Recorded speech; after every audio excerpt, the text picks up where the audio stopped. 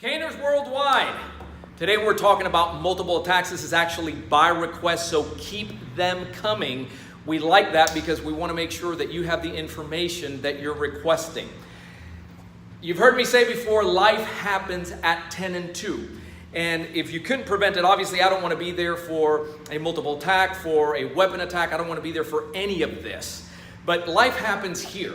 The question then becomes, what happens if somebody comes up from behind and you couldn't pick up on a shadow, you couldn't hear? The answer to that is always the same thing I always tell you. You're going to get hit. And hopefully you're not going to get stabbed and it's going to escalate to that point.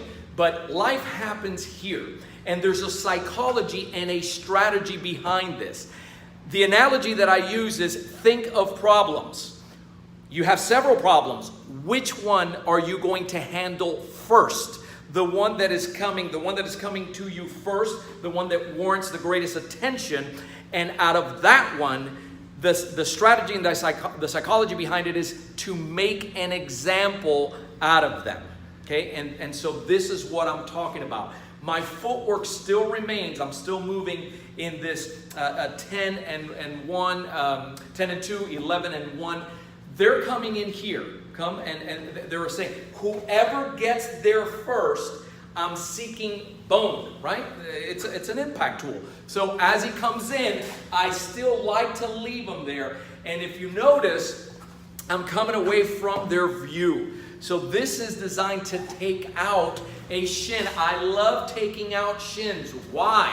Because if he trips and falls and he cannot continue in front of me, then it creates a barrier between us. So this is where you get to see what's going on. You're also going to be loud with your verbals, very underused. Back off, as they come in, back off, no. The first individual, if you incapacitate him, if there is yelling, if there is crying, if he falls to the floor screaming in pain, it has a psychological effect on that second opponent. And that freezing up, believe it or not, because of just what happened to that one guy, can buy you enough time to get out. In your 5-2S course, very early on, we use something called a shark tank. The footwork to it is designed, you're walking through it in a pivot formation. So if I'm over here and I know and I can see where they are and they decide to move, again, it's gonna be whoever gets there first. Now look at the length. Look at the length of the cane. A lot of times I'll be able to strike 2 at a time. This is something that we point out in Cane Morph, the most unique cane course out there. You can find that at Cane Self-Defense University. And it gives insights as to why we preload our strikes. And that is because when you're dealing, right, they move at the same time, boom, boom, you get to hit. You get kind of like a 2-for-1. Again, it's aggressive. You're still keeping command presence. You're being very loud with those verbals in hope that you're calling attention. They see it. They don't want any more of this. The first one to come in is the one that we make an example out of because of the subsequent psychological effect that it can have on that secondary opponent.